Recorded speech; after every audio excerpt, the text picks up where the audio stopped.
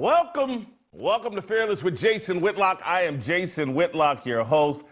Happy Thursday. Happy day before the start of roll call. I'm so honored that you've decided to join me today. We have a fantastic show. LeBron James and the Los Angeles Lakers have been eliminated from the playoffs in the first round yet again.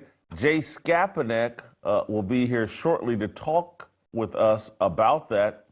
Steve Kim will join us a bit later in the show as we transition into a bit more of the Bill Belichick conversation. And I got a great analogy as it relates to Coach Bill.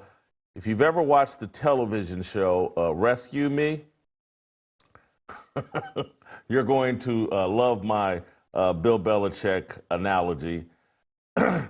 And Donald Trump has mentioned Stephen A. Smith as a presidential candidate. He did that last night. Oh, boy. We'll get into that as well. Fantastic show. Let's just jump right in because I want to get to Jay Skapanek and talk about this Lakers thing as soon as possible. But I just want to kind of set the table for where my mind is and where my beliefs are. LeBron James. What do you think about this analogy?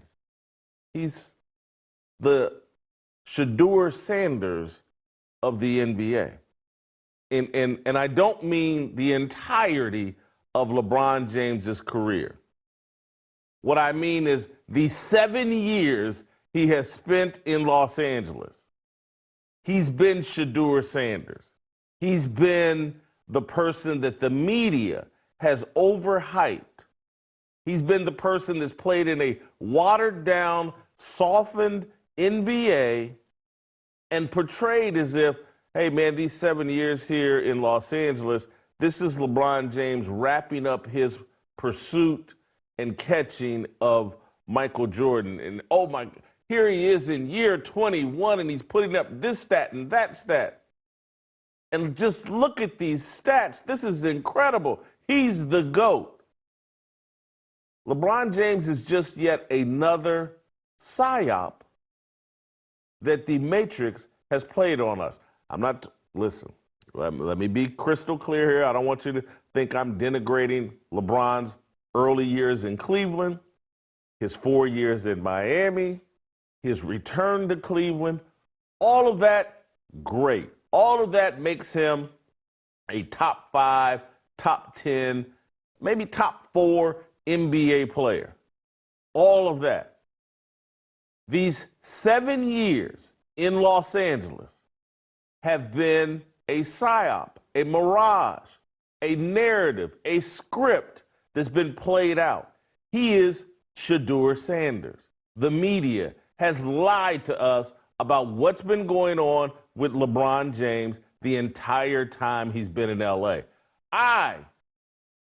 I wish I could find the stuff that I was saying on Speak for Yourself when LeBron James came to Los Angeles. I was all over this, like the LeBron James Hollywood experience or experiment. And I said, I just don't think this thing's going to work. Hollywood LeBron James is going to flop. It's going to be, to make another analogy, Sinners. A movie that the critics are overrating and hyping and calling a great piece of art, when anybody with a brain is like, this is a fugazi. This is a ripoff of Dusk Till Dawn, a total ripoff of that script. And this movie is patently absurd, it's racist, it's not any good. But all of Hollywood, all the media is telling us, oh boy, this is an Oscar-worthy movie. They moved LeBron James out of Cleveland and to LA to execute a script. This is Black Panther all over again. And when we look at the results, he has a bubble title, the bubble championship, and a lot of failure in Los Angeles. They just paired him with Luka Doncic, one of the 3 or 4 best players in the NBA. Neither one of these guys, LeBron because of age and Luka because of a lack of desire and fitness, they can't play defense. The Minnesota Timberwolves basically controlled that game from start to finish last night. There was never a moment that I didn't think the Minnesota Timberwolves weren't going to win that game last night, and they end up beating the Lakers in 5 games. You remember Shannon Sharpe? Do we have the clip? I asked, yeah. Here's Shannon Sharpe constantly predicting Lakers in 5. Lakers in 5. Ant-Man, Superman, Dogman, Man, Lakers in 5. Let's play that collage of Shannon Sharpe, who a big part of this Matrix script as it relates to LeBron James. I believe this is, SOT number 7. It don't matter, divorce court, child support, Lou Dort. Lakers in 5. The Thunder, a Boost Mobile bundle, WWE Royal Rumble. Lakers in 5. OKC, KFC, UFC. Lakers in 5. Houston Rockets. I don't care nothing about no light socket, a court docket, or my empty pockets. Lakers in 5. You can say SGA, PGA, USA. Lakers in 5. Phoenix Sun, Capri Sun, Mohegan Sun, the sun about to set. It Lakers in 5. CP3, C3PO, it doesn't matter. Star Wars and Luke Skywalker. That's who he is. Lakers in 5. It doesn't matter. Chris Paul, Cliff Paul, Jake Paul, Logan Paul. Lakers in 5. You can have Harden, you can have a pardon, you can get a garden. Lakers in 5. Serge Ibaka, Chewbacca, Waka Flocka. Lakers in 5. White side, back side, sunny side. Lakers in 5. Tyler Hero, superhero, guitar hero. Lakers in 6. The hype machine. This is Shedeur Sanders all over again. What did I say? What went on at Colorado for 2 years?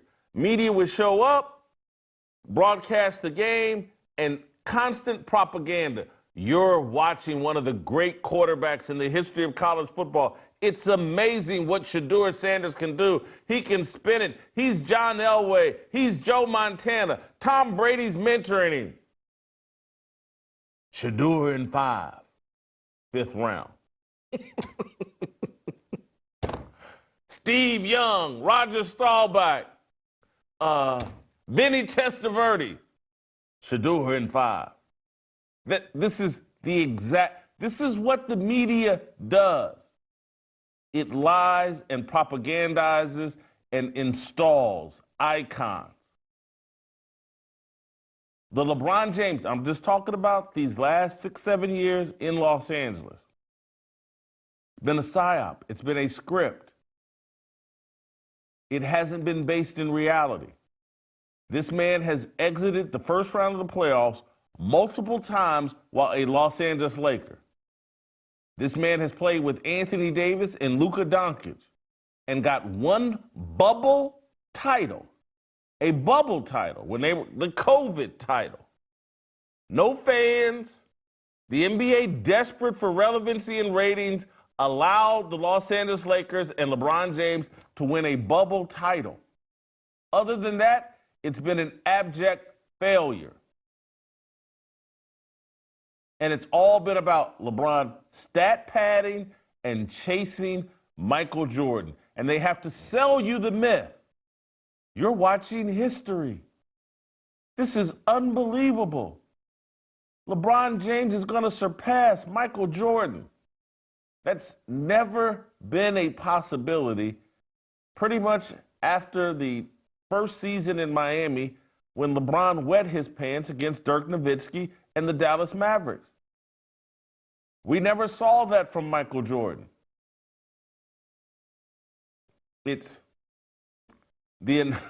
I got a lot of analogies today, and I just want to start there.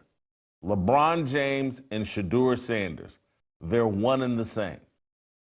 I want to play, and I'm going to save some of this for Scap, but the pressure that the Lakers felt and the abject failure of midseason trade for Luka Doncic and LeBron James bringing in his podcasting buddy, J.J. Redick, to coach the team. How many coaches? LeBron James is a serial coach killer. A serial coach killer. And yes, he's supporting J.J. Redick at the moment because, again, he installed J.J. Redick. They were podcasting buddies. But J.J. Redick, putting a rookie coach who's done a podcast and hosted some ESPN TV shows, this is a level of malpractice that is a serious mark against LeBron James's GOAT status. I've been saying for years, Tim Duncan partnered with Greg Popovich. Michael Jordan partnered with Phil Jackson. Kobe Bryant partnered with Phil Jackson. LeBron James has been installing puppets his entire career and removing them. And when he couldn't remove Eric Spoelstra and take over control of that Miami Heat franchise, he bounced, he left. He finally found a situation in Miami where he could have won multiple championships and established a dynasty like the other all-time greats. Larry Bird, Boston. Magic Johnson, Lakers. Bill Russell, Celtics. Kobe Bryant, Lakers. This is what the all-time greats do. Kareem, Lakers. LeBron James, or Steph Curry, Golden State. In his attempt to surpass Michael Jordan, LeBron James may have really damaged his legacy and reputation. His critics now have fuel to completely destroy his legacy. They're going to, I think, mistakenly, but they're going to do it. Kobe is going to be regarded as a better player than LeBron James. It won't be true, but LeBron James has opened himself up for a conversation about his legacy and his career that's going to see him diminished. And no different than what Deion and Shedeur did in Colorado. All that hype, all that early retirement of a number, and now Tupac Shedeur, fifth-round pick, could get cut by the Cleveland Browns, could end up in Canada. In all of this reaching to prove to everybody that Jordon Sanders, that Deion's idol, and you can make your child an idol, and Deion did that, to prove that his son was an all-time great college football player, one of the greatest things to ever happen in college football. Now Shedeur is a laughingstock, and he's having to go on a PR campaign to try to rehabilitate his justifiably ratchet reputation. Doing too much. When doing too much goes wrong, and LeBron James doing way too much, installing J.J. Redick as the head coach of one of the most storied franchises in sports. Straight out of the podcast booth to the head coach of the Los Angeles Lakers.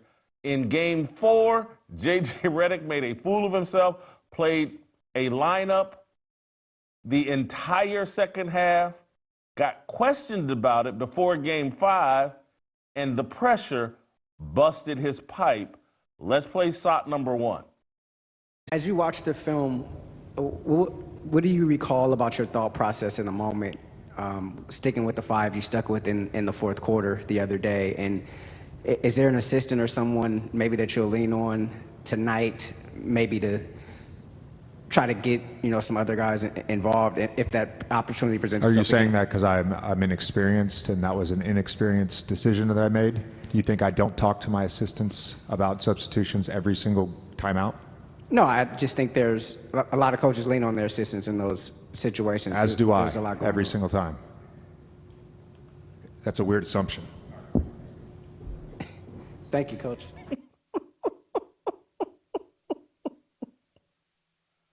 J.J. Redick made a fool of himself. He got in over his head. He and LeBron James. It looks real easy from the podcast booth. Yeah, I can coach the Los Angeles Lakers.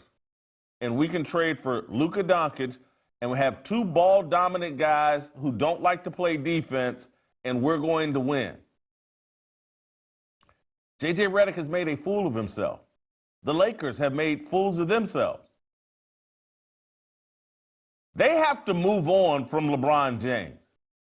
This is what Pat Riley and the Miami Heat wanted to avoid. You turn your franchise over to LeBron James, to any player, chaos will ensue.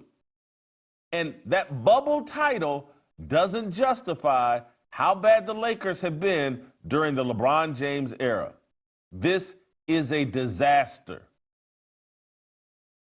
This man has seriously damaged his reputation with this Los Angeles Lakers experiment. Hollywood LeBron James has been a flop.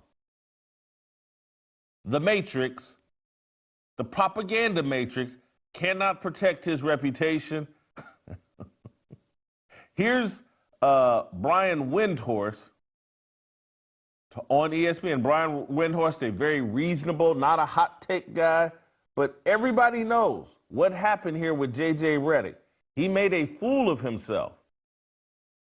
This is childlike behavior because he was installed by a man-child named LeBron James. Let's play shot number 4.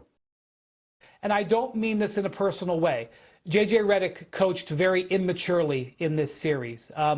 He was still seething and upset about the previous games to the point where Reggie Miller said on the broadcast last night he had to try to calm him down in the pregame meeting because J.J. was acting, frankly, childishly.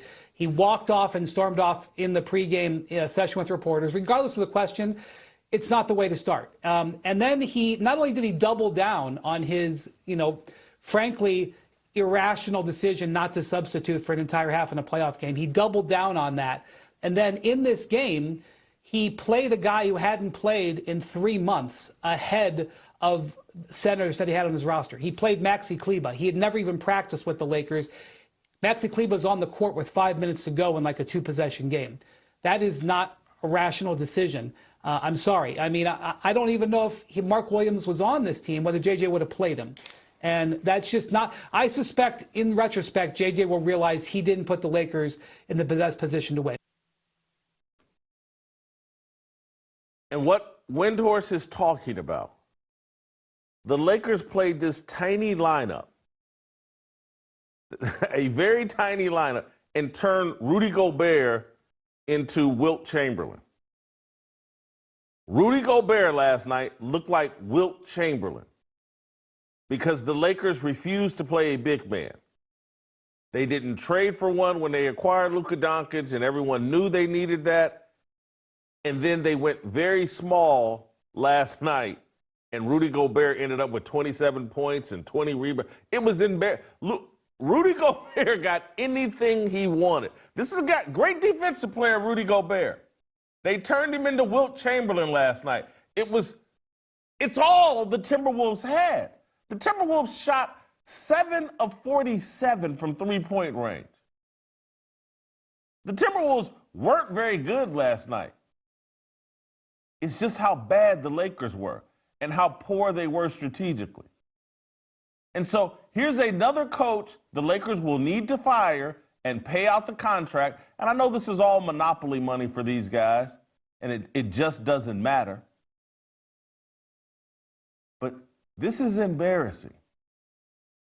What happened to the Lakers in 5 games to the Minnesota Timberwolves?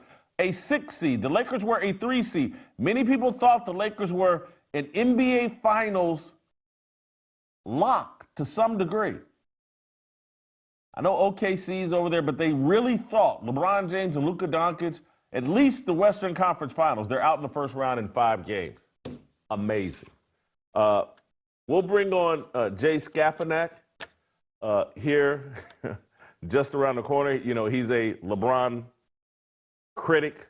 Skapanak, if you haven't seen his content, You've seen him here on this show. We'll further the discussion about LeBron James and this historic collapse and what it says about LeBron James's legacy. I do want to remind you all that Nicole Shanahan, RFK's right-hand woman, part of the Make America Healthy Again movement, she's coming to the Blaze with her own show, Back to the People.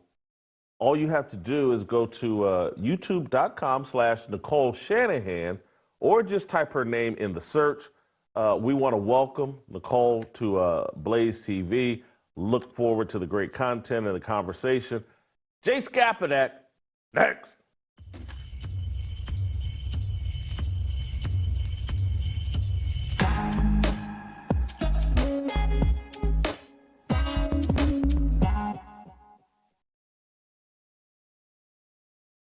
Hey, it's Tucker Carlson. There's something bad going on with the American men. It's been obvious for a while. It's measurable in a million different ways, but it's also right in front of your face. For that reason, I'm joining Jason on Friday, May 2nd in Nashville for the Roll Call 3.0 conference, and I hope to see you there.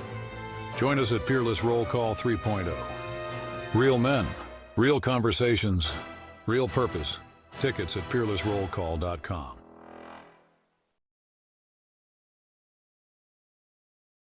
I struggle with my health and weight loss most of my life, feeling sore, low energy, and having a hard time staying mentally sharp. But Relief Factor, it's changed all of that. I feel better, I move better, I think better. It's been a real transformation. And here's the thing, it's only $20 to try. If Relief Factor works for me, and I'm no easy case, it can work for anyone. Don't wait, call 1-800-4RELIEF or visit relieffactor.com.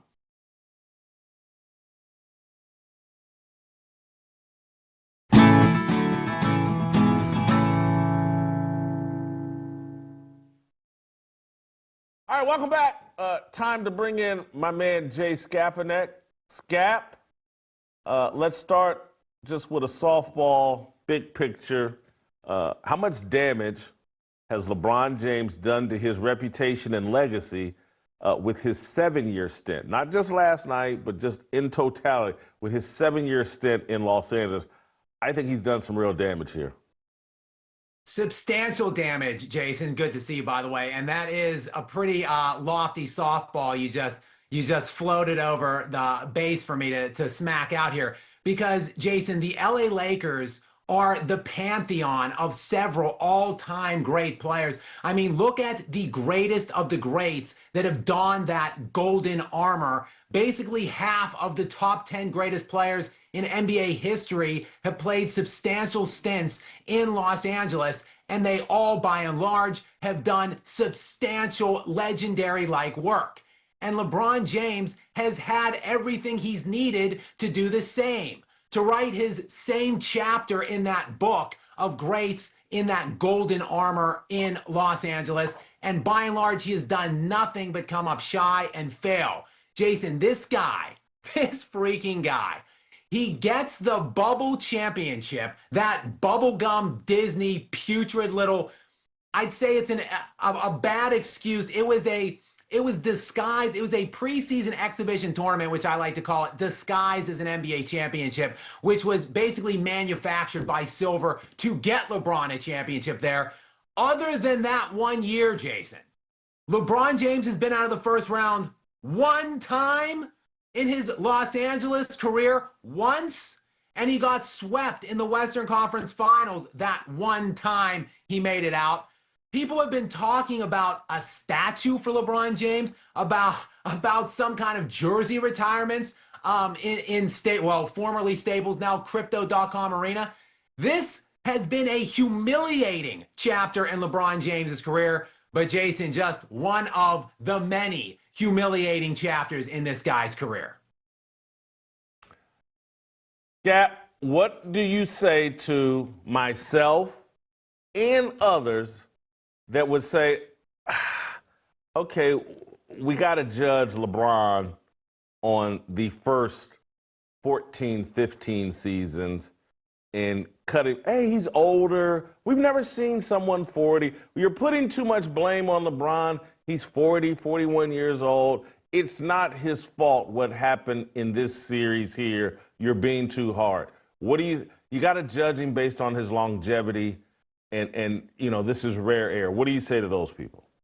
Well, sure, Jason. We could judge him by the first 14, 15 years of his career while he was traipsing around, gallivanting in that JV trash can conference, the East, that he got fat on in those meaningless finals runs with jacked super teams, and still somehow only won 3 titles despite whatever it was. I think it was 8 consecutive finals appearances. So I guess we could judge him by that if you want. But that's not how he is judging himself. That's not how his camp is judging him, Jason. They are utilizing this longevity conversation and really building his case based on it. And you know what? Truth be told, he has been unprecedented to this age and stage of his career. He is still a great player, and that's the problem, actually. The longevity is working against him now at this point. He has an outside chance to be second team All-NBA this season. He's still a top 10 player in the NBA right now, and yet he still continues to fail. He has been the last 3 years, Jason, a top 10 player when he's on the court basically for the Lakers, and he has had 2 top 10 players with him the last 2 seasons. The last 3 seasons, Jason, and yet in those 3 playoff appearances now, 2-12 in the last 3 series that he has played. He's won 2 total games the last 2 playoff runs, ousted in a gentleman sweeping fashion in the first round. I think the longevity at this point is actually working against him. When you look at the fact, look, Michael Jordan basically played, 12 full healthy seasons and won 6 championships? LeBron James has basically played in 22 completely full and healthy seasons to win 4 of them. It's actually hurting him now at this point. That's a great point I hadn't thought of, that he's had more opportunities to win more and hasn't. And I think it's going to be difficult, and I got to think this one through. So Michael Jordan, in a big part of his heyday, is dealing with Magic, Bird, Isaiah, Karl Malone, Hakeem Olajuwon, Charles Barkley, and he still gets 6 titles in 12 healthy seasons. Now, are you counting the 2 years in Washington in that 12? Is that right? It's 13 if you want to. Let's throw in the Washington. Sure, Jason. Let's throw the Washington in. So 13. And look at who he had in his age 39 and 40 seasons, though, if you want to do the Jordan comp there. Who was his best players on that team? Richard Hamilton was his best, second player on that team. LeBron James Stackhouse? Wasn't Stackhouse on the team? He was on the first team, yeah. But fine, Jerry Stackhouse. Look at what he did at that stage of his career versus what LeBron James had. Anthony Davis last year, Jason, was the only player in the NBA that made an All-NBA team and an All-NBA defensive team. So, he's a top 10 player last year. Then he trades that guy in, upgrades him to Luka Doncic, and Luka came into this season on the heels of 5 consecutive first-team selections. These are all league caliber players that LeBron James has, and he has other good supporting cast players. Austin Reeves is a 20-point per game scorer this year in this NBA season. So how much more leeway does this guy need? How much more runway must we give? How many more excuses have to be peddled to get this guy anywhere near Michael Jordan? It's embarrassing at this point. You know what you're doing is you're making LeBron is Art Monking himself. It's like Art Monk made the NFL Hall of Fame because he played forever and acquired all these stats. And look, LeBron James is going to go into the Pro Basketball Hall of Fame regardless. He's not quite Art Monk, but he is like a high-level Art Monk. And it's I hadn't thought of this whole scenario of he's had far more opportunities to accomplish more than Jordan, and he's going to end up woefully short he has really done some damage to himself. And the other thing I think where people are really going to start zeroing in on, this whole J.J. Redick thing, big mistake. And he's going to the conversation is going to turn to LeBron James turned the Lakers franchise over to his podcast friend. And at the end of his career, in desperate need of trying to win a championship, he turns it over to a guy with no coaching experience who ends up making a fool of himself in this first-round playoff series. This whole season has just been a terrible look from the very beginning, Jason. It started with the circus. Remember, it was within about a week span of time that LeBron forced the Lakers to draft his scrub son, Bronny, who essentially is barely a top 100 prospect, probably in last year's NBA draft. Picked him, I believe, at the 55 spot. And you had J.J. Redick. It was either a week before, I think it was a week prior to that draft, that J.J. Redick was brought in. Again, as you highlighted, LeBron's wine-sipping podcast co-host with zero amounts of coaching experience at any level. That's how the season began. And then, if you recall, way back before the trade deadline, Anthony Davis was balling at the beginning of the year. The Lakers looked pretty good, and they somehow flip him like a week before he gets injured for essentially the remainder of the season for Luka Doncic, who comes in, and all of a sudden the Lakers became everyone's darling to make some noise in the playoffs. I believe their Vegas odds skyrocketed to around 4th once that trade was made, and it remained at 4th up until right when the playoffs started up. So the expectations for this team was a lengthy playoff run. I think many people were expecting them to maybe challenge the Thunder whenever they would have reached them, which would have ultimately been the Western Conference Finals. You know, two proven veteran playoff winners in LeBron and Luka against a young, unproven Thunder team, a team they played tightly during their regular season matchups. So there were delusions of grandeur here, Jason, for this team to end up in the NBA Finals possibly. Hell, maybe even in Adam Silver's wet dream to have the Lakers and the Celtics playing in the finals. And now here we are, one total playoff win. It is an absolute humiliation. But like I said, the latest one in LeBron James's chapter of humiliating exploits. Yeah, I think LeBron is 2-12 in his last 14 playoff games. And you could, he's old, blah, blah, blah, but I just don't know if you can run that out there. I want to stick on J.J. Redick. To me, what he did last night, playing this lineup of midgets and turning Rudy Gobert into Wilt Chamberlain, is even worse than playing his starting five the entire second half in Game 4. Turning Rudy Gobert into Wilt Chamberlain is a feat that has never been done before. J.J. Redick made history last night yet again.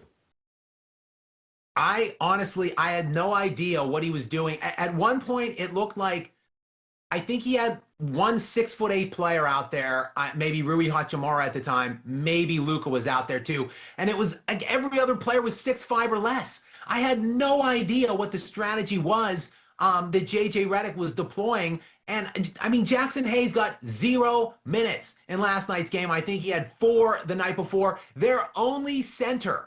And the thing here is, Jason, he knew what the lineup was going in. Like, they tried to address it at the trade deadline with a trade ultimately that was rescinded for, I think it was Mark Jackson out of Charlotte. And you knew then you had a 2-month runway. Say it again? I think his name's Mark Williams. Mark Williams. You called him Mark Jackson. Yeah. He had literally a 2-month runway to figure this out and to set some kind of a rotation, because you know who you're likely going to get. There's only a couple options once the playoff seeding is bearing out. And he went in with this was the strategy. But Jason, I got to be honest with you. Did you see the game? Did you see what the Minnesota Timberwolves were doing? Despite the fact J.J. Redick was throwing out like 6'5" guys at 4 of his positions, They shot 47 three-point attempts last night, the Timberwolves. They were 7 of Only hit 47. It was unbelievable. Yeah, that was Timberwolves, not a historic performance. And they dominated the game, in my view, from start to finish. absolutely, despite the fact they held the Lakers in it with their ridiculous gameplay, the 47 three-point attempts, still, yet you never really got the feeling that the Lakers ever had a realistic chance to win that game. And it just comes down to their inefficient struggles in the fourth quarter. They're failing to execute down the stretch. Jason, the Lakers in 5 games through 3 quarters cumulatively in this series outscored Minnesota by 6 points. So they basically played Minnesota even, slightly a couple points better. In the fourth quarter over the 5 games, they got outscored by 42 points. So it absolutely came down to the struggles and the inefficiencies in the fourth quarter. That is no doubt on podcaster JJ and is no doubt on the self-proclaimed GOAT, LeBron James. Do you expect LeBron to come back next year and continue? You know, he's probably got to support Bronny and come back next year. Will this continue? Do you expect to see LeBron come back? Well, of course, Jason, LeBron was in his glory last night in the post-game press conference, up to his old antics, his ridiculous commentaries. And there was a couple takeaways from that post-game presser last night. One, he said that he has to sit down and talk to his family. He's not sure how many more years he's going to play. He will unequivocally Let me put be pause back before you give your comment. Hold for 1 second. Let's play SOT number 5 so that everybody has the context, and then you finish your thought.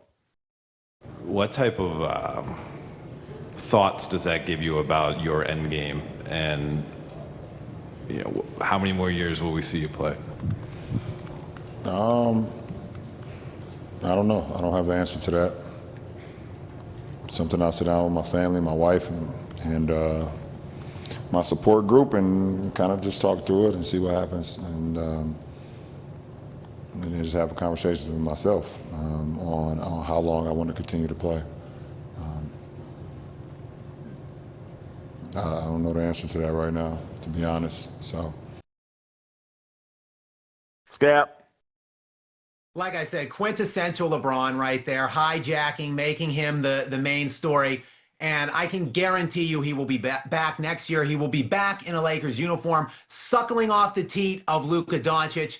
And in, again, quintessential LeBron form, he was already whining and begging for more help this offseason. He made another comment in the post-game press conference when asked about, how small they were underneath and how he was playing minutes at 4. And, he said essentially, I don't want to comment on that because my man AD got traded a week after he made such comments. So already crying and complaining about that trade. The trade, Jason, which was supposed to take them to the NBA Finals. But again, this is just quintessential LeBron. Please get me more help. I can't do it. One top 3 player and a 20-point per game scorer in Austin Reeves simply isn't enough.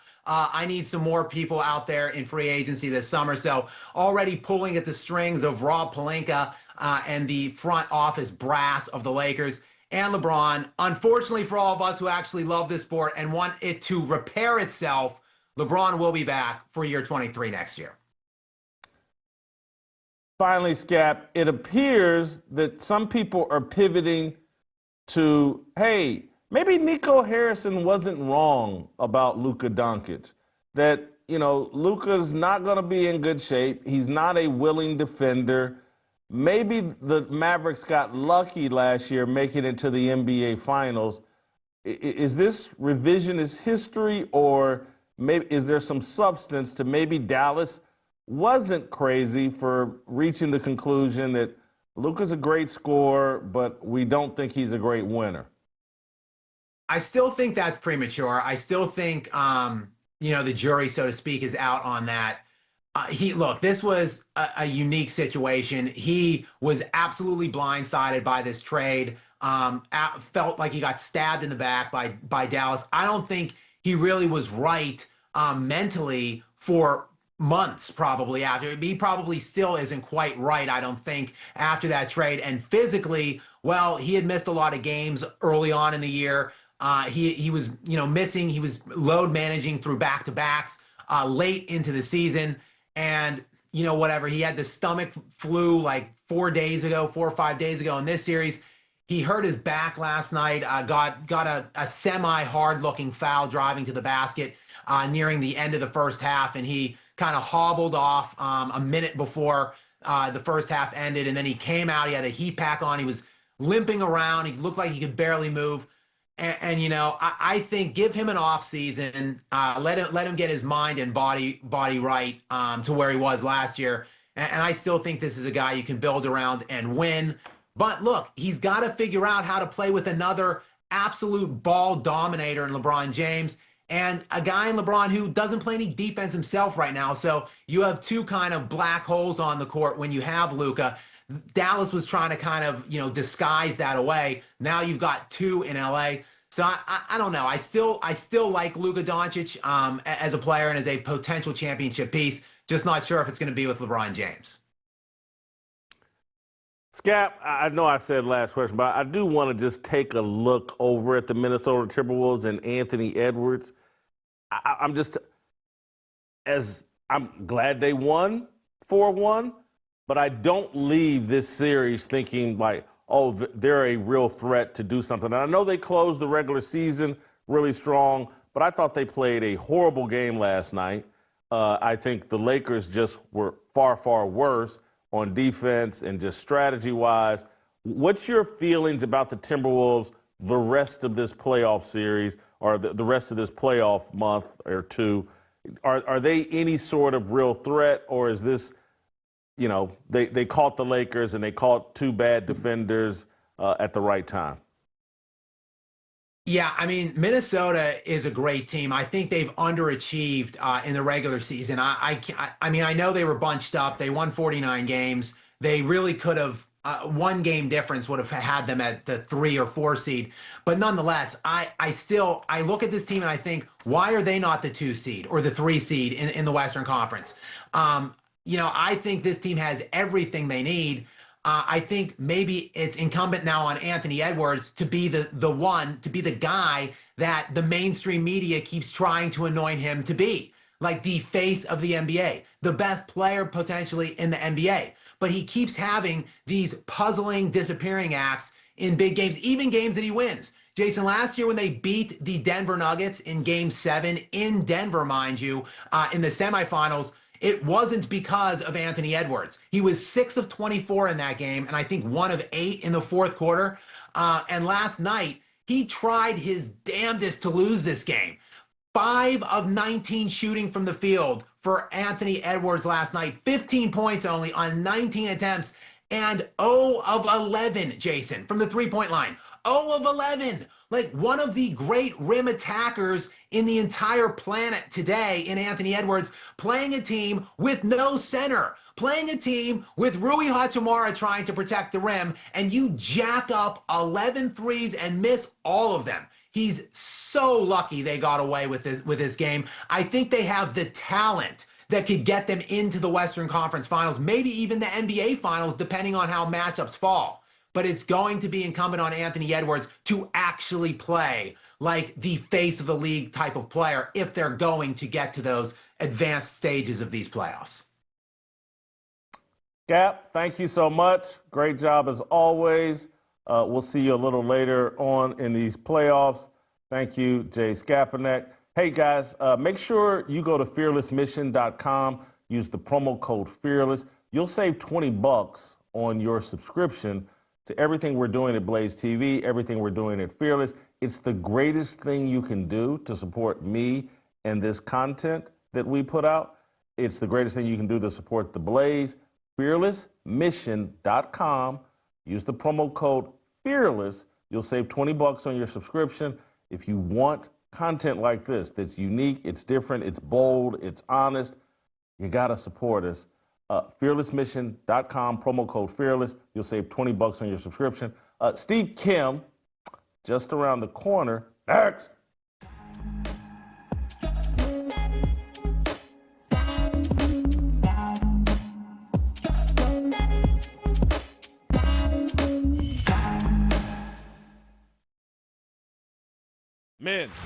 time to rise.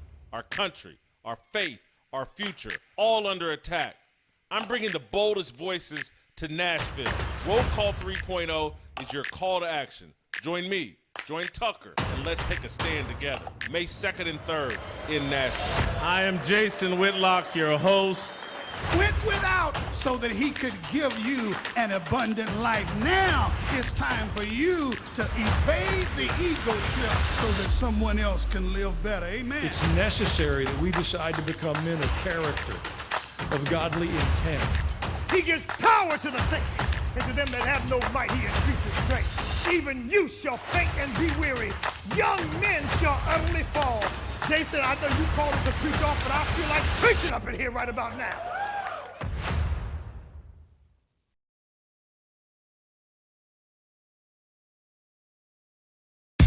모두 다 빨리 박수 쳐 기다리지 말고 서둘러 reason that I'm back is to feed you raps but I see that you are 배불러 so fly.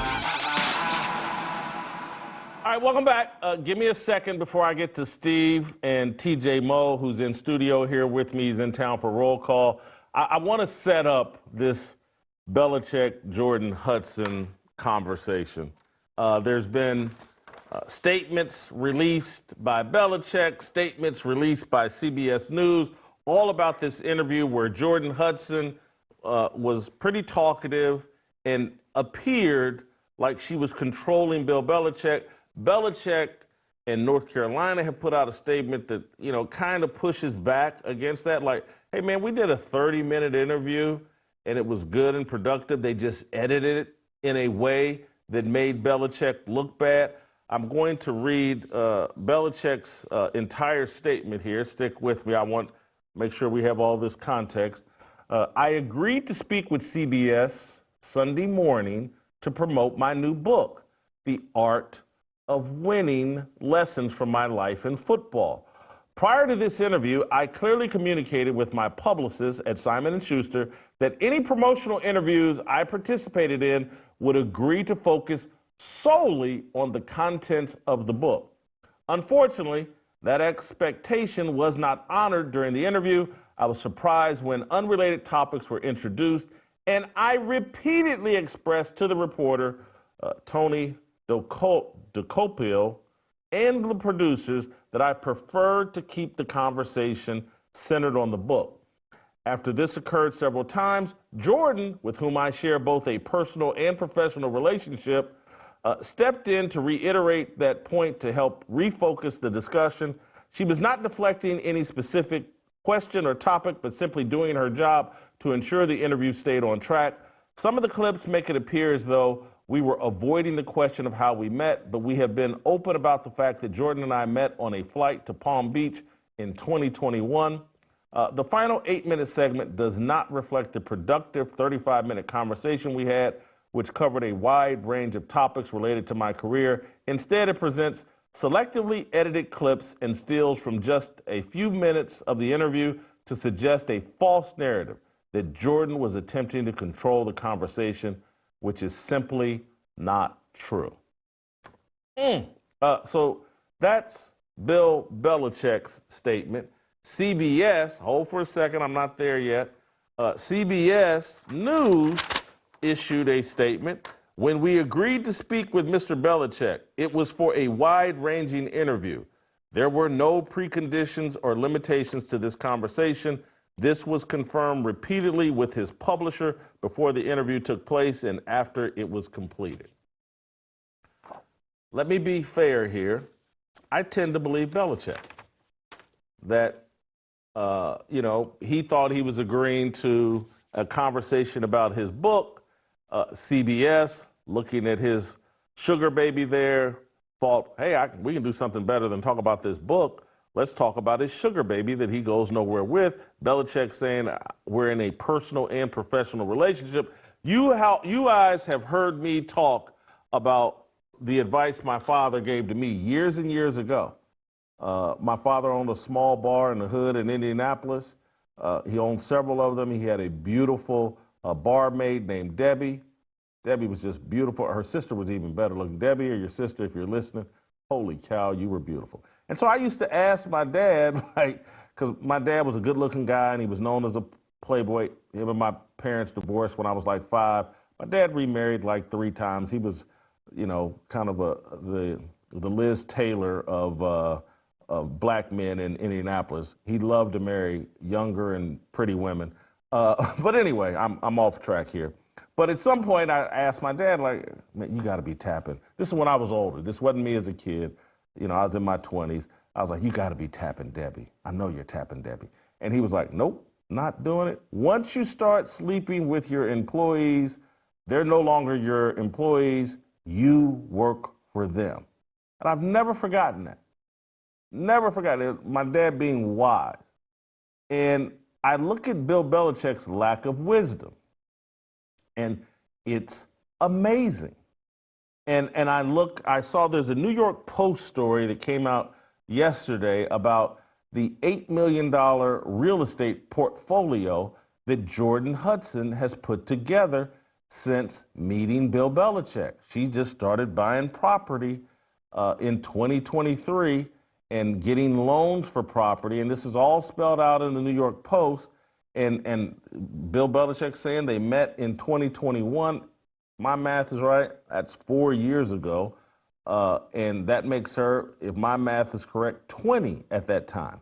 And 4 years ago, Bill Belichick would have been 69. And he met a 20-year-old on a plane. And by 2023, she started acquiring real estate property that the New York Post is estimating now is like $8 million. And so I've thought about this, and I don't know. How many of you have ever seen the show Rescue Me? It's a great show starring Dennis Leary. It's about New York firefighters that have survived 9/11. And it's a bit of a comedy. It's a bit of a drama. It's a bit of a soap opera. It's an amazing show.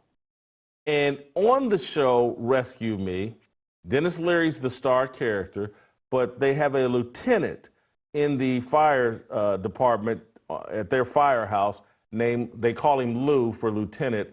I believe his name is Kenny Shea, but they called him Lou Shea.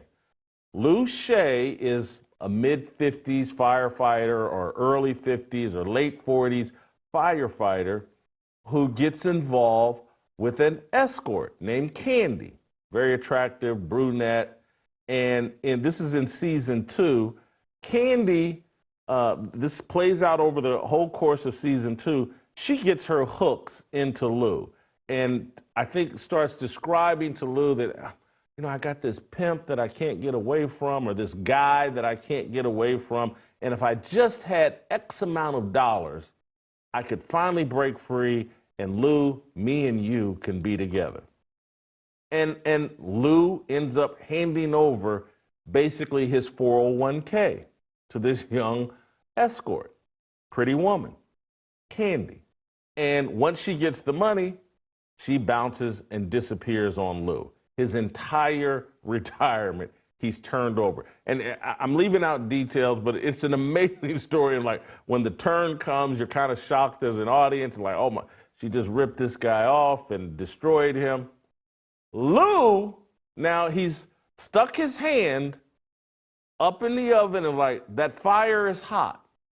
He's been burned by this escort, Candy. In season 5, Candy, she runs away from Lou and gets locked up for something unrelated to Lou. But in season 5, she gets out of jail and sweet talks Lou into marrying her. She did it again. She ripped Lou off again. She gave Lou some story about this money she's inherited, and they're putting it all in the same bank account, blah, blah. She got Lou twice. Bill Belichick is Lou. He's Lou Shea. And I don't know if Jordon Hudson is an escort, a pro. I do know she's a woman. She's a young woman that is taking advantage of a 73-year-old man who's in a full-blown life crisis because of his failure with dealing with the aftermath of Tom Brady leaving the New England Patriots. This man is incredibly insecure, and this woman is taking advantage of it. And men, we naively think, and we naively get away from a biblical worldview and think like, these women, they're so well-intentioned. Oh, there's no woman that would, we think we have the wicked spirit and the sneaky nature, and we're the true predators. And look, I don't want to demonize women, but the Bible makes it crystal clear that woman's nature that hasn't submitted to God and hasn't submitted to man, woman was made for man. Man needs to follow God, woman needs to follow man that's following God. Bill Belichick, as best we know, I'm not seeing him follow God. He's following behind a woman, a young woman, who has played him with her vagina and with her innocent, harmless nature. This is crazy. Someone needs to rescue Bill Belichick. You should watch the show, Rescue Me. It's amazing. And season 2 and season 5 will help you understand what's going on with Bill Belichick. He's joined the New York Fire Department, and he's being made a fool of in real life. So, TJ, Steve Kim, welcome into the program. TJ, I'm going to start with you just because you've played for Bill Belichick for a short time. When you hear the $8 million in real estate and all these statements, and they got a personal and business relationship, what do you think? I think he likely gave her a down payment. I mean, I read through this story. She's taking out big loans and all these things on a cheerleader salary, which you are not taking out one. Oh, she's a cheerleader? She was a cheerleader, yes. And for at whatever place she was at previously. But yes, she was a cheerleader. So on a cheerleader salary, whatever that would have been when you're 23, she showed up shortly after with a $75,000 vehicle to her cheerleading practices. And so obviously he bought that. But she's actually taking loans out. She took multiple. In December of 23 is when she bought all 3 of these places. $1.2 million loan, another $1.2 million loan, and then I think there's some cottage she was living for $610,000. So obviously he's funding a lot of this, but she's on the hook for a lot of it too. I will tell you though, the whole story, much of what I expected, but there are 2 lines in here that tell you the real story, and that is this. Hudson was raised in Hancock, Maine, to parents who ran a fishing business that went bankrupt after their fishing grounds closed in 2000. Her mother eventually moved to Cape Cod, where she manages a sex toy shop and museum. What is a sex toy museum, Steve? Anybody ever been to a sex toy museum? What I is actually this? have. No, I'm joking. Okay. Where did she get this idea? It's from her mother. Somebody taught her what to do. Her mother runs a sex toy shop and museum. Again, I didn't even know these things exist. And then groomed her to become a girlfriend of a guy who was making, according to this story, $25 million a year when he was with the Patriots, and he's now making $10 million a year. He's into his 70s, he's lonely and desperate, and she said, hey, here's how you could make a lot of money if you'd like. She can't lose in this scenario. Steve, your thoughts here. I'm just wondering, does that museum have like the first vibrator? Anyway, look, this is, it's a museum. I mean, anyway, it is, I'm just thinking about what's going on with Belichick. I've kind of done a little bit of a deep dive into this and the way the New England media is reacting. Jason, did you ever think that Coach Bill Belichick really needed Coach Greg Adams? I mean, this is sad, and there's something to be said about aging gracefully. I think the most overrated thing in life is being the cool old guy. Nah, age gracefully, know what your age is. And again, this relationship is not our business, but he's a public figure. It's become a story. It's our job to talk about it, and people that don't like it, you are free not to watch us, but you should. Now, it got me thinking yesterday, guys. I remember when Tom Landry got fired, and you talk about a biblical worldview, Jason. He got unceremoniously dumped. He got the call from Jerry Jones and this new guy by the name of Jimmy Johnson, like, your services are no longer needed.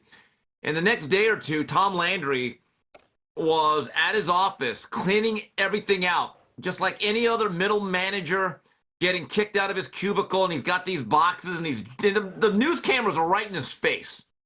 And he's throwing all these old files, and he's joking, but the man was at peace. Like, you kind of knew, like, you know what, I'm good. It was my time's over anyway.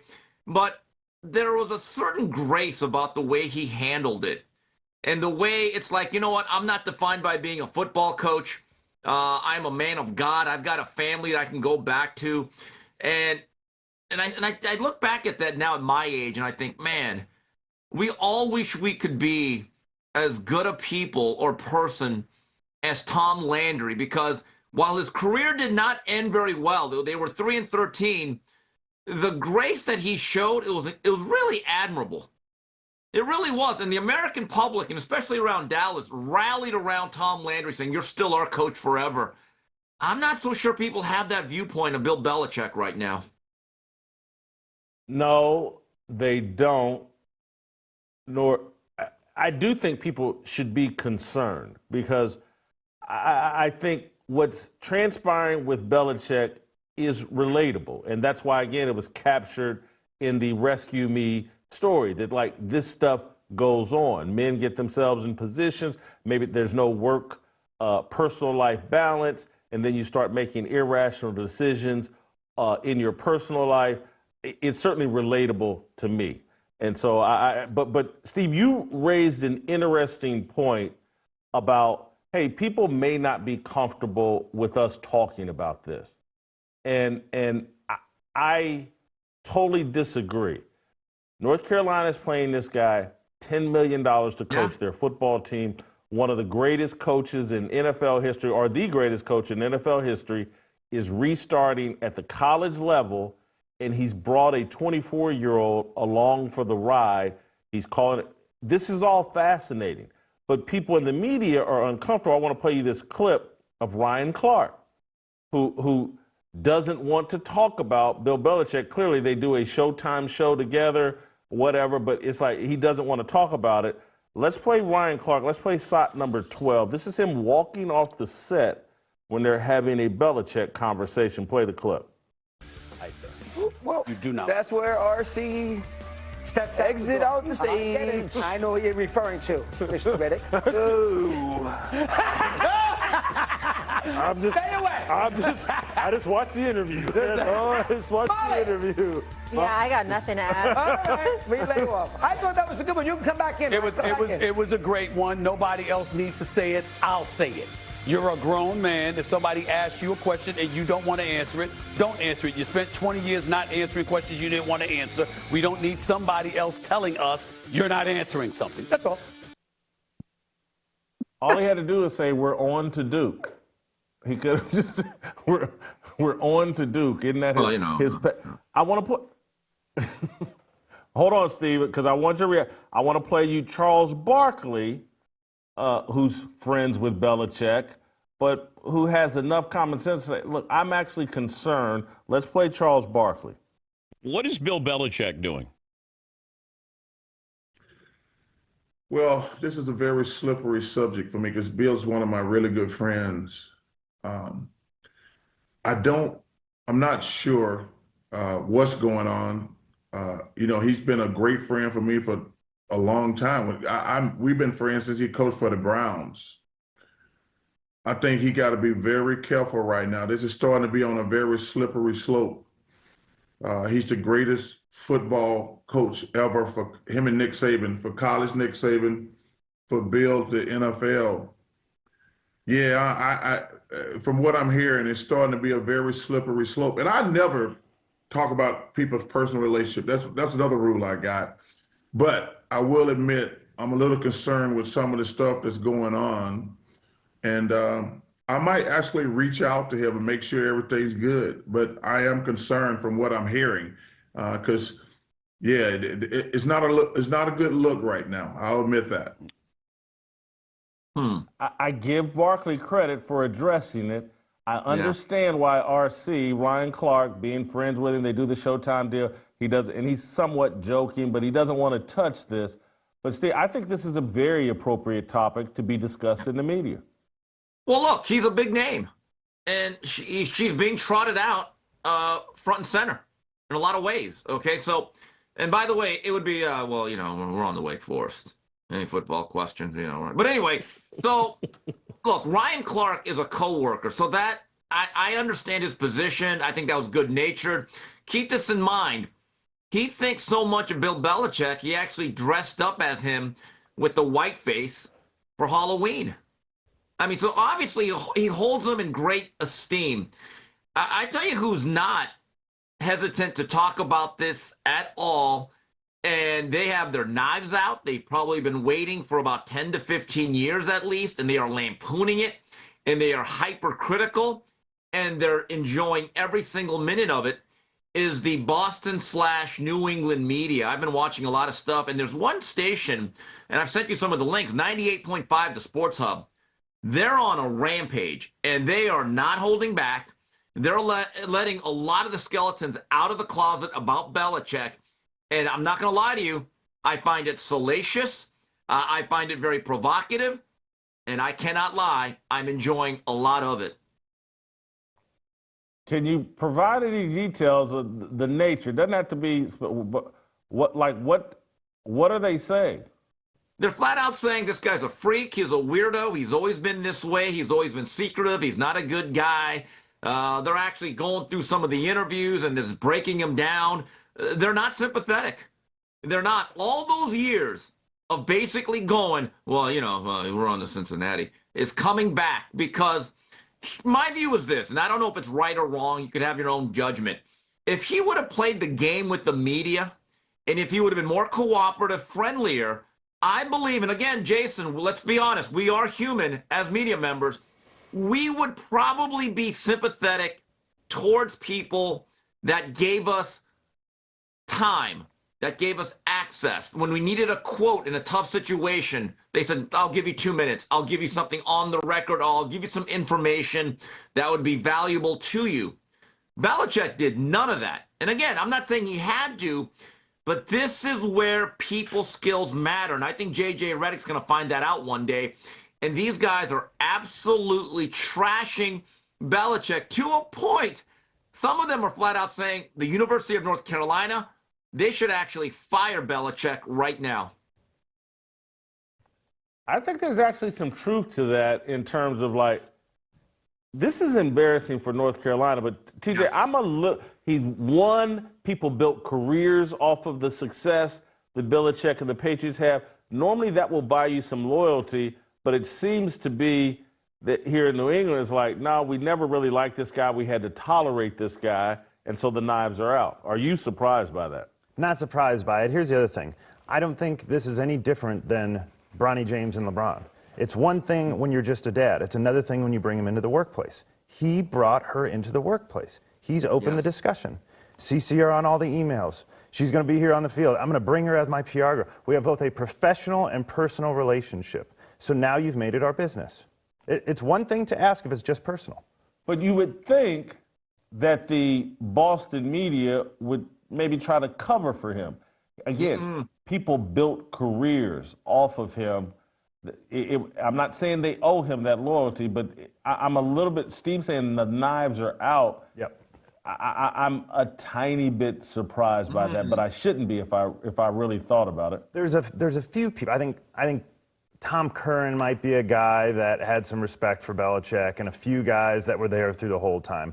But the turnover in New England was fairly high, I think, as well. So I don't know how many people stayed in New England, had big careers, and if they built a big career, they built it in spite of Belichick and how they were treated by Belichick, not because of him. There was no, like Steve said, hey, come on over here, I'll give you some information, just make sure it didn't come out. That never, ever happened. In fact, what he did was the opposite. Gronk, don't you dare say something to that guy, especially that guy, because you've seen what he's written before. That's the kind of stuff that he did. So he was an impediment to these people. TJ, to your point, about a year and a half ago, I read that really good book by Seth Wickersham about that whole Patriot run. I thought it was incredibly well researched. I enjoyed it.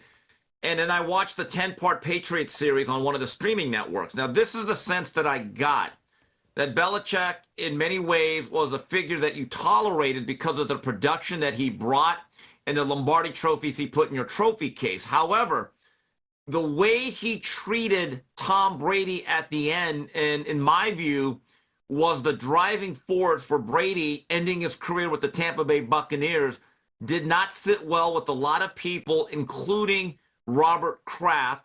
And so there was always the lingering issue of how he treated the media. Also, a lot of players still have not gotten over the Malcolm Butler snub in that Super Bowl. There are players that have gone on the record saying, I should have one more ring, except this guy held a grudge. And TJ, you were there for a while, and you probably have a more intimate knowledge of the Patriot way than anybody. What is the Patriot way? It's a very fancy way of saying we're going to be the most disciplined organization in all of sports. It's not going to be fun. I have a saying, what is fun is often not rewarding. What is rewarding is not often fun. And when I think of that, I think of New England. I really do. And so now to North Carolina, he's turned this into a three-ring circus. This is anything but the Patriot way, what is taking place right now. I will defend him here as it relates to the players. Every player that I know from there, and I know multiple guys that live now in St. Louis, and one of them I've talked to fairly regularly, they love Belichick. So the Brady thing, there's been a lot of reporting on that. I've really not heard Tom say a lot of negative things. I think when you get later in your career, you have a different set of expectations that you'll be treated a little bit differently. I think he wasn't. But generally, everybody I know, two of the guys won Super Bowls with Belichick. They love the guy. So that is one thing we haven't seen. Have you seen any players come out? They'll have their jokes about, coach, you got your 24-year-old. I've not seen a player come out and hammer him for any of this because they do love the guy. Yeah, I mean, look, the players understand, like, they get to run around and sign autographs for a lot of money because they're associated with the Patriots. He really elevated the Patriots brand, made all of those players more valuable. I get that loyalty, but the media, and particularly the Boston media, and when I talk to people that spent some time around Belichick, that they're not surprised about him and this young woman. That, I guess this has been a part of his brand or who he is. He, like a lot of guys with power, he likes younger women. And it's disconcerting because he was branded as such a leader. But now, look, like, when I see someone this undisciplined, again, 24-year-old, same age as some of his players. Certainly we could run in their group, hang at their frat parties and all that. It makes me say, like, was Malcolm Butler even? And I know nothing about Malcolm Butler's personal life, but this is where I'm always leery about coaches that are either on college campus or just like really like young women. You end up bumping heads with your players.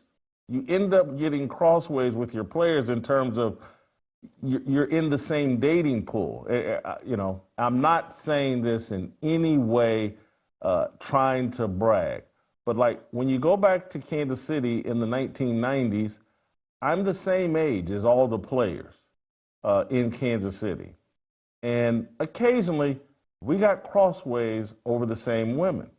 And it just, Belichick perhaps could get, who knows, because the Malcolm Butler thing just has never made sense. No one's ever given an explanation, and I don't want to cast aspersions on Malcolm Butler. He may be happily married or whatever, but that's always my concern when I look at an older person in power that's around a bunch of young people.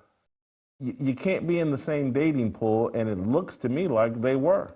Well, remember, he was dating Linda Holliday from 2007 for 16 years. The same woman that he brought around regularly. That doesn't mean that that's all he was dating. I agree, but he wasn't just, it was a little different than your situation where you were single and actually around the age of these people. Yes. So a little bit of apples to oranges comparison in my view. And again, he brought this woman, I mean, that Linda woman, he would bring to Halloween parties and things like that. He brought her around his players.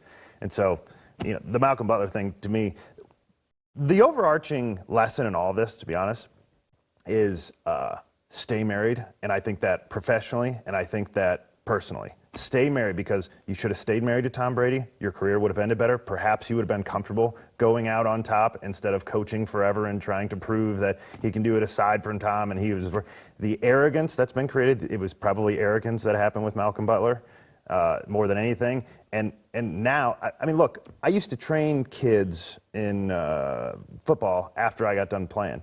And the single mothers didn't have to tell me they were single mothers. The recently divorced women were the most obvious people in the world. They need attention. They need constant affirmation. You had to fill a gap that was so obviously there, and they could walk into a room and you could feel it. That's what people are feeling from Belichick right now. He is in his divorce doesn't hit personally the same way men as it does women, but professionally, it's certainly hitting Belichick. When he walks in the room, it's so clear he's had a recent divorce from the Patriots and from Tom Brady that he hasn't recovered. Steve, I'll give you the final thought before we move on to final topic.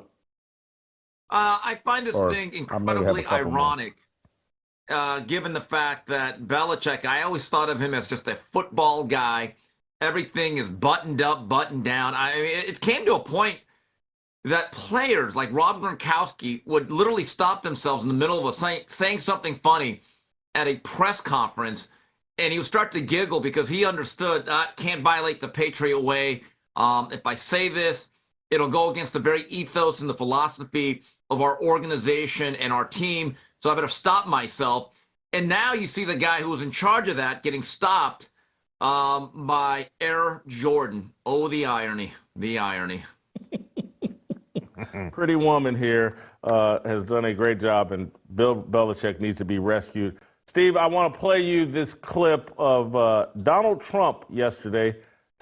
And what I find fascinating is not just Trump's endorsement, it's the fact that Disney is allowing Stephen A. Smith to go on this political campaign. Stephen A. Smith's brand is attached to the NBA. I don't know if you know that. And there was an elimination game for LeBron James last night that we talked about at the top of the show. This is a big story, LeBron James. Stephen A. last night is somewhere with Bill O'Reilly and Andrew Cuomo talking politics, and Donald Trump is calling in to endorse Stephen A. Smith as a 2028 presidential nominee. Let's play SOT 13. Stephen A. Smith may run for president, as you know. Do you have any advice for Stephen A. If he launches the run? No, Stephen A. He's a good guy. He's a smart guy. I love watching him. He's got great entertainment skills, which is very important. People watch him. You know, a lot of these Democrats I watch, I say they have no chance. I've been pretty good at picking people and picking candidates, and I will tell you, I'd love to see him run. All right, there you go. Boom. Donald Trump has joined Stephen A. Smith's campaign for the presidency in 2028. Doesn't surprise me. I've been on this topic, but it does surprise me that they're paying the guy $20 million a year at ESPN, and he doesn't even have to pay attention to sports. I'm sure he's on ESPN at some point this morning acting like his whole life was built around that Lakers Timberwolves game. And it just wasn't. He's out campaigning for president. Steve, were you surprised by this? No, not really. And as someone that's very conservative, that would never vote for any Democrat from here on out, basically, I'm with Donald Trump. I hope he runs for president. Please, let it be. Please. In fact, let his running mate be Jazzy Jazz Ratchet. That's a dream party ticket for me. So, yes, I endorse the endorsement of Donald J. Trump. Well, I had the same thought. Trump's baiting him into it's no different than when I heard yesterday Beto O'Rourke came out and said, if the people of Texas want me to run for the Senate, I will run. And I'm like, yes, I will donate and contribute to your campaign because it will guarantee another conservative maintains Texas. Yes, that's what I think Donald Trump's doing here. He's not stupid. Trump hasn't said it out loud yet, but it seems very clear to me he's handpicked J.D. Vance, who's the greatest articulator of the MAGA ideas that has ever existed. He has handpicked him to be next. He's leading on all the polls. And so, yes, would you like J.D. Vance matched up in a debate with an unhinged totally uninformed Stephen A. Smith to embarrass the Democratic Party? Yes, that would be a dream scenario. Yes. Yeah, I may have to leave this alone and just accept that that's what's going on here. Bill O'Reilly, Megyn Kelly, Jesse White, all the people, Sean Hay, all the people pimping out Stephen A. Smith. It's all just like, hey, yeah, let this idiot run. He's worse than Kamala Harris. This will be easy work. You think that's what's going? And maybe I need to join in on that. That's half. The other half is they want the ratings. Yeah. Yeah. They want it. They want the viral clips. Of course. They want the content. And Stephen A. is maybe he's just a prop for everybody, all parties involved. The Democrats want something interesting. Yes. That can draw ratings and get attention, and maybe having Stephen A. just in the running on the debate stage will drive up their ratings. I'm sure that's part. It's like anything Trump does gets a lot of attention, yes. And they're trying to make Stephen A. that tool to get a lot of attention. And the Democrats are in such unbelievable trouble, to the point where one of the discussions happening right now is Pete Buttigieg grew a beard so he could be more relatable to the American people. Yeah. Well, he's a gay white guy, and he's not really relatable, and so he grew a beard so he could be a little more relatable. That's the discussions happening in the Democratic Party right now. I kid you not. The other discussion is, hey, Gavin Newsom has a podcast, and he's having conservatives on, and he's trying to moderate. And really what he's trying to do is he's realized he's never debated anybody with any alternative ideas, and he has to practice for 2028. So he's having Charlie Kirks on and other people that can actually help him debate prep. This is true. This is what was talked about in Megyn Kelly brought that up yesterday in her interview with Tucker Carlson. They have no bench. There's nobody on the Democratic Party. At least Stephen A. has a podcast and is talking to people. Nobody else in the Democratic Party talks to anybody else. Who are these people? Steve, final thought on that if you got one? Oh, yeah, and if Jazzy Jazz does not want to be the vice president, another dream ticket, I could see it now, Ebony and Ivory, Stephen A. and Tim Walz, because we got a signal to the white folks. It's okay to vote for this guy. That's what he's telling us, right? So, yeah, Stephen A. and Tim Walz, I can see it now. That's a winning ticket, yes. You got to move on to the next topic, or is there? No, you go ahead. This was Hadley's idea, and it's interesting. I know it's weird because it came from Hadley, but his thought on why Stephen A. would be out there on the night of the NBA. We didn't really hit that. On the night where, perhaps, unlikely, but perhaps LeBron's last game and all that, and he's out there with Cuomo and O'Reilly. ESPN and Disney, to a large degree, probably thought, hey, listen, Shannon Sharpe's our future star. He's the guy who's going to replace Stephen A. and have the biggest show. Stephen A., how we're going to sell this to you is we're going to transition you into being the all-everything. Politics are way bigger than sports. You go out and do your thing, start this podcast, you have our blessing. Go out there, everybody will embrace you, tell them you'll run for president, we'll promote you as best we can. You'll help elevate us while we groom Shannon into being the next you, and everybody wins.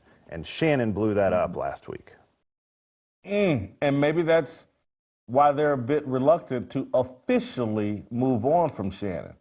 They had big plans for him. Steve, what do you think of the John Hadley theory?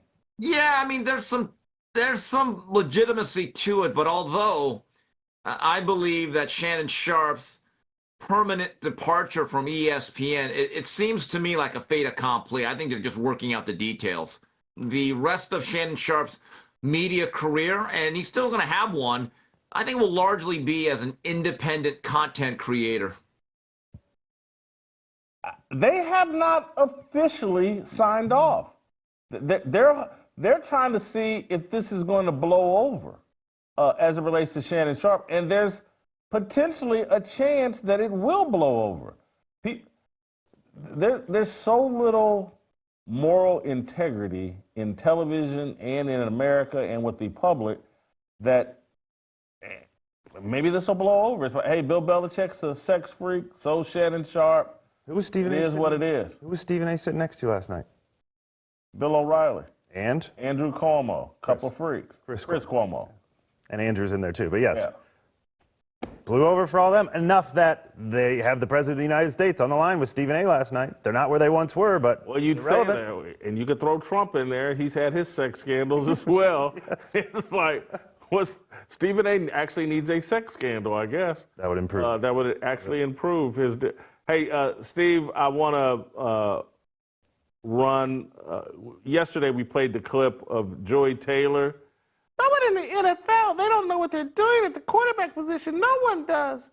It's terrible. No one knows anything about the quarterback position. And she ranted and raved, and Keyshawn Johnson, looking at them big cans and that peanut butter skin, didn't object, didn't course correct, didn't do anything. He did what men do. They think with their smaller head. And I don't halfway blame him. This is why I tried to keep women off my show, because they do distract and they will make you compromise. But Cowherd basically totally repudiated Joy Taylor's take. He took a clear shot at her, in my view. Let's play this clip. It's the worst take and narrative happening in sports now. The NFL just doesn't know what they're doing with quarterbacks. Timeout. Let me tell you first-round quarterbacks currently in the NFL. Mahomes, Lamar, Burrow, Allen, Herbert, Stafford, Jaden Daniels, Aaron Rodgers, C.J. Stroud, Jared Goff, Jordan Love, Kyler Murray. Oh, by the way, Baker and Sam Darnold. Not to mention, Drake May looks really good. Bo Nix looks really good. Caleb Williams is really talented. That doesn't even count the Pro Bowler Tua, who I'm not a huge fan of. Bradshaw, Aikman, Peyton, Marino. They've all been first-round picks. It's not easy to do this, but stop making Shador and Deion Sanders the victim here. They're not. It's all really explainable. Shador didn't hire an agent. Big mistake. He just listened to his dad. Bigger mistake. Ooh. Man, that's some old school Cowherd there. Don't you think that's a direct shot at big cans and peanut butter skin? I think the kids would call that a sneak diss track. I mean, who else could I be talking about? and the lesson that everyone should learn, because the point went over my head for years. The reality is, as a quarterback, if you're not drafted in the first round, chances are you're probably going to slip all the way to at least rounds 3, 4, and 5. Because this point is not debated by anyone in football. When you're looking at picks from the second round to rounds 3 and 4, where you get the meat and potatoes of your team, nobody is looking to draft a backup. Now, starting quarterbacks, a guy like Cam Ward, I think it's already set in stone. No matter what, short of an injury, he's going to be the starter for all 17 weeks if he's upright. Jackson Dart's a little bit different. I think he's more of a project.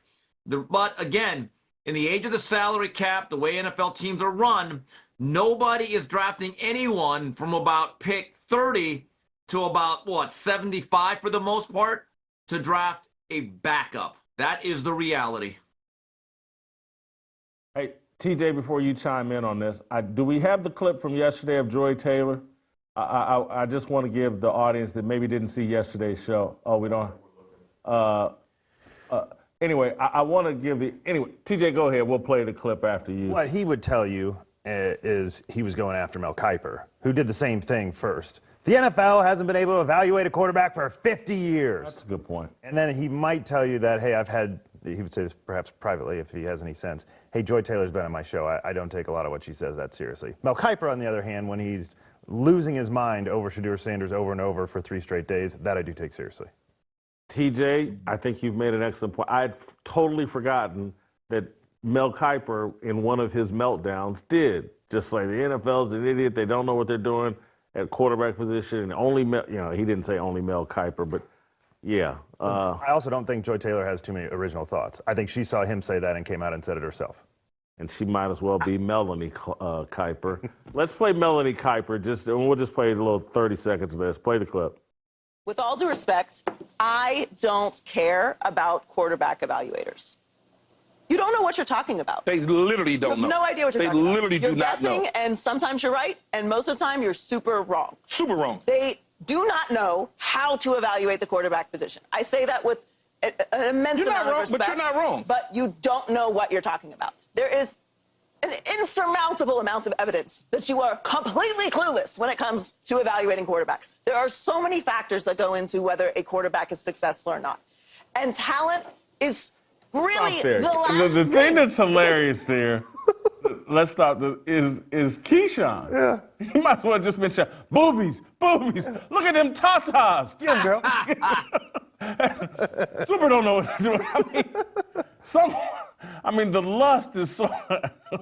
Keyshawn, don't let these women make a fool out of you, bro. Joy, you don't need to do all that to hook up with Joy. She's taping podcasts saying I need to have sex every day. You know, she's on her Charlie Dixon, her Earl Watson, you ain't got to do all that for Joy Taylor, and I'm not trying to take a pot shot at you, Keyshawn. I'm telling you, I'm capable of being just as big an idiot, but at some point you got to grow up and realize them big cans ain't what you think they are. They're mostly filled with spoiled milk. Yeah. I think he was. Go ahead. The subtext there was just throw me those damn cans. Here's another thing. Don't teams just have player personnel and scouts and GMs? I've never actually looked at a media guide and they say, "Oh, that's that team's quarterback evaluator," as if somehow that's a separate department. Players are just graded. But if you actually look, and I know there's anomalies like Tom Brady, pick 199, right? Joe Montana, 3rd round. I would venture to guess it's like high school recruiting. More and more now, most of your really good players that get drafted early, they're basically 5-star players and 4-star, okay?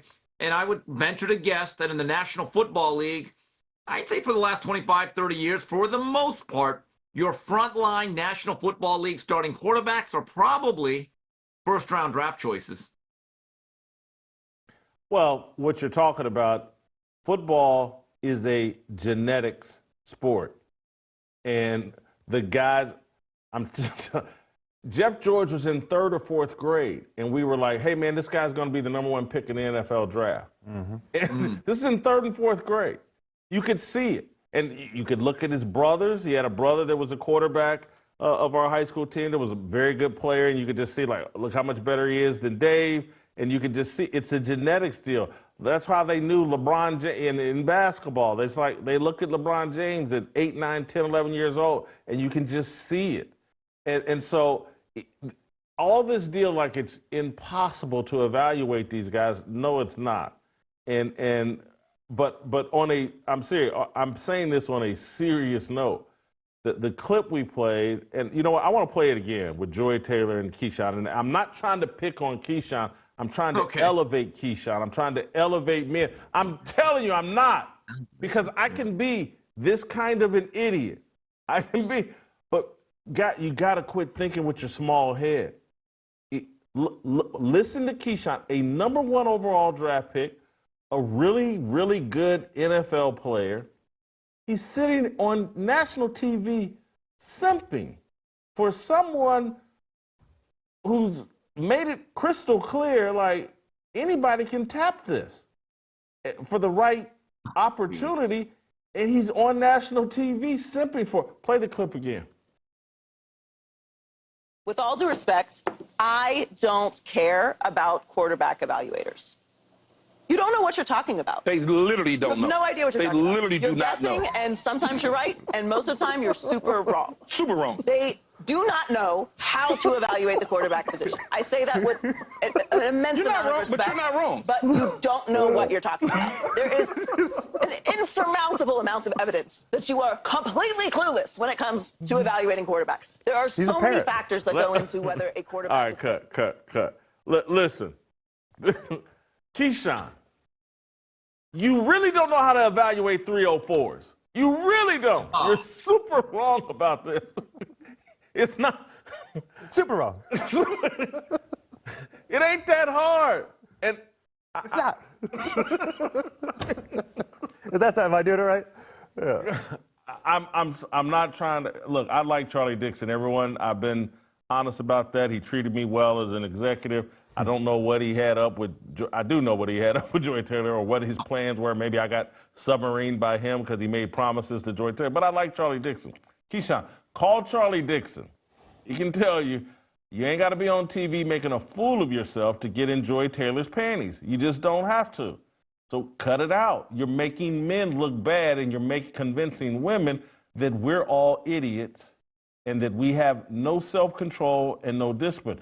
You're a #1 draft pick, great NFL player. You don't have to sit on TV and act like some woman with big cans and peanut butter skin knows what she's talking about when it comes to football or basketball. Just keeping it real. TJ, you got a final thought? I mean, the whole thing's absurd. Colin did a pretty good job going through it all. The fact that Keyshawn, again, a guy who played and understands how difficult playing quarterback is, and that you could be a Heisman Trophy winner and then go to the NFL and suck, to sit there and agree like that, there is no other explanation than what you're talking about. You can't just sit there, parrot everything somebody says who has never played football, who doesn't know anything about football. We have seen that. We now know why she has her job. We figured that out over the last year. And you're parroting everything she says right after she says it in hopes of what? What are we to assume, Keyshawn? Because you should know better. And there's better out there, Keyshawn. I'm sure you've had better. I think Keyshawn's married. Cut it out. If you are married, your wife's looking at that like, what are you doing? Anyway, finally, I finally made Steve Kim uncomfortable. I've said something so true, so transparent to Steve Kim. Oh. I mean, I halfway expect Bill Belichick now to add Joy Taylor to the staff as quarterback evaluator. Final deal, and I'm sorry I didn't mean to go this long, but Don Staley had a statue erected for her in Columbia, South Carolina. She's won 3 national championships, and she's sitting out there. They've erected a statue, and I know everybody thinks that, what are you complaining about? This is completely appropriate. And I disagree. Columbia is having Don Staley month. Don Staley May is the month of Don Staley. They've erected a statue, and they're having Don Staley month. And Don Staley's out there celebrating all this stuff. Don Staley claims a Christian faith. She's watching herself be made an idol, and she's celebrating it. What has she done to deserve a month? Basketball?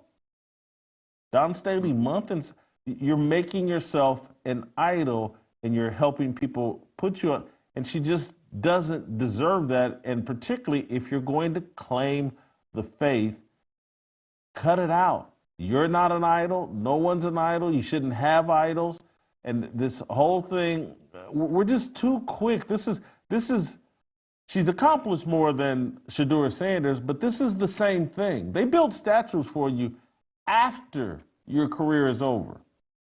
I believe that's been the standard, that's been the practice, but now we have to do it instantly for, does Gino Auriemma have a statue at Connecticut? I'm not sure. Does Kim Mulkey have a statue at Baylor? I'm not sure. But those, maybe Pat Summitt has one at Tennessee. She's passed. Her career is over. Am I making too much? Should South Carolina be erecting statues for Don Staley before she retires, Steve? It seems premature. I'm just wondering, does Sterling Sharp at least have a plaque somewhere on their athletic complex? I know, Harold Green, Todd Ellis. It does seem a month. Really? A month? That seems a little bit overboard. Don Staley month. I'm gonna say something really inappropriate. I'm gonna say something that's gonna embarrass TJ, and some of my audience is gonna be pissed off at me. But during Don Staley month in Columbia, strap-ons are half off. I don't know if you know that. Oh. But if you're looking for a deal. I didn't get a laugh out of Luke. Luke really generally loves my inappropriate jokes, but he was even like, as a Christian, can I laugh at that joke? You probably shouldn't, Luke, and I shouldn't have cracked it, and people will be very uncomfortable with me. Doesn't mean it's not true. Doesn't mean it's not true. Hey, Steve, I cut you off. I'm sorry. Go ahead. Yeah, well, if that's to be the case, I was told of a really good museum in the Northeast where they could probably get the originals of all that stuff. A month. She gets a month? Wow, okay. Congratulations to her, I guess. Jeez, a month. Don Staley TJ.com, promo code STRAPON, 50% off. TJ, that's quite a segue indeed. Thank you for that introduction. To my knowledge, I haven't found officially, but it does not appear Gino Auriemma has a statue. In fact, there was a small dust-up between Gino and Don Staley when Gino said, hey, other places, you win a national championship, they build you a statue. Here, they won't even put you at the front of the bus.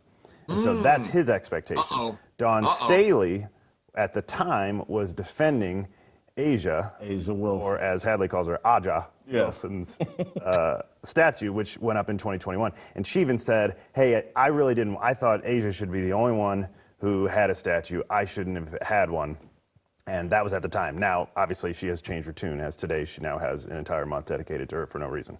And so on South Carolina's campus, there's a statue of Asia Wilson, a player, female basketball player, and the coach, Don Staley.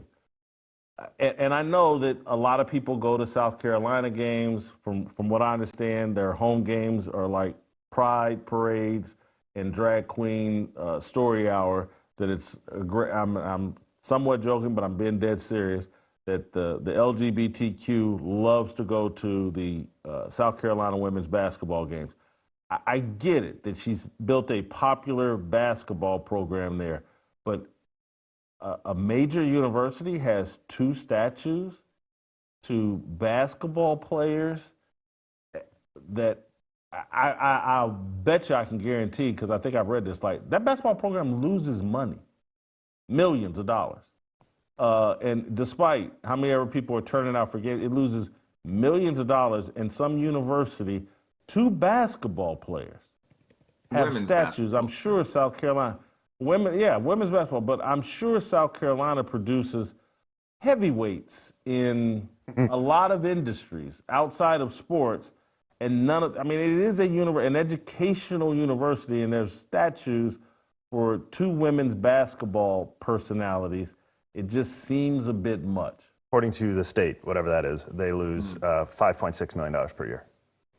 And they get a step. And you wonder why women WNBA players all feel entitled, feel underpaid. They're so used to being subsidized that, hey, we can lose $5 million a year and they'll still build statues for us. They'll still fly us around like we're a money-making team. It's probably subsidized by taxpayers. It's different when you're subsidized by the NBA. In college, a lot of these are not self-sufficient. And so you're either subsidized by the football team or you're subsidized by the taxpayers. That's the only options. Steve, I'll give you a final thought. If not, I'm going to put Luke here on the spot. If you don't, if Lenore Sellers wins the Heisman this season, and he's a dark horse candidate, I really like Lenore Sellers. I expect South Carolina to give him a certificate of participation, thanking him for his efforts, and they'll probably be hung up on the football walls in their complex. That's what I expect from South Carolina next year. Steve, thank you. Great job as always. This show's about 30 minutes longer than I anticipated. I'm sorry, but I hope you enjoyed it. Luke, I do want to ask you, because Luke is my peanut gallery. When I crack jokes up here, when I do anything up there, I look to Luke as my barometer. Have I gone too far? Have I done too much? Was I funny? Luke normally loves all of my jokes. I did a show from my home the other day, and he was like, man, that's the funniest show you ever did. That was great. You could hear him laughing in the back. Yeah, your favorite. I cracked one of my greatest jokes ever on this show, and I get nothing from Luke. Luke, did I go too far today? Nah, I'm just distracted. I'm looking at other stuff. I'm distracted. Oh, so you were distracted and didn't really hear my joke. Justin, I saw Justin back in the control room with a big smile on his face. Justin, come on out here. We normally don't have Justin in town. Justin, can you come out here I want to know, we'll get a better judge on if my joke landed back in the control room better than it did here with Luke. I knew TJ wasn't going to laugh. He's way too far along on his journey. Stick in the mud. Plus his wife watches the show. Justin, did I go too far today? Nah, it's fearless. Did it land back there in the control room? I know Ren laughs, because Ren laughs at everything. We laughed at that. Awesome. All right. All right. Justin, come on camera. I think Luke's already been on camera. Justin is our top producer. He's normally back. You got to come a little closer. He's normally back in Dallas, but he's in town for roll call. Justin, did you just get out of the joint or what? Because you're getting all prison swole. I mean, the last time I saw Justin, he was probably 135 pounds. And it's in Dallas, you know, you got to stay strong over there. Yeah, Justin's been hitting the weights while locked up. He saw Carmelo Anthony, and he's like, I got to start hitting the gym. Anyway, I hope that this doesn't prevent any of you, these jokes that I've cracked today, stop you from coming to roll call. It's going to be great. We're just one day away from the start. Still time for you to get tickets. FearlessRollCall.com. Use the promo code 997. We'll see you tomorrow with a much tighter show. We'll play tomorrow. See you tomorrow.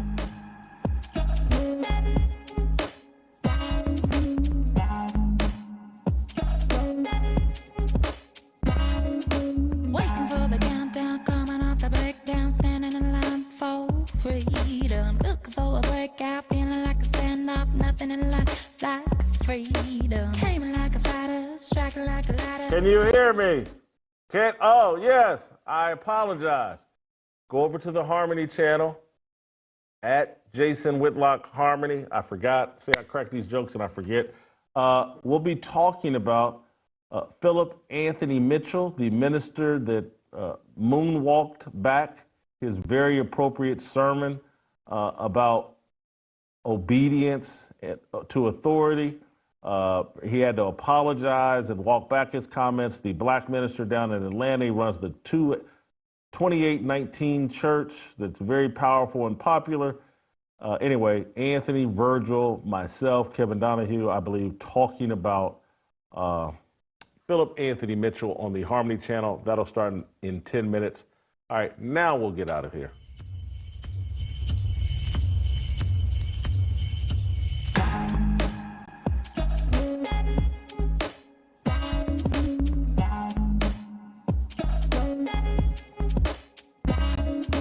Waiting for the countdown, coming off the breakdown, standing in line for freedom. Looking for a breakout, feeling like a standoff, nothing in life like freedom. Came like a fighter, striking like a ladder, making all these moves for freedom. I want freedom. No negotiation, my sister, no relation. We all just wanna have freedom. Sitting on a corner, never been alone. I'm breaking my back for freedom. Blessed, we are living, get back. We are receiving, all deceiving. We all wanna be free. We want freedom.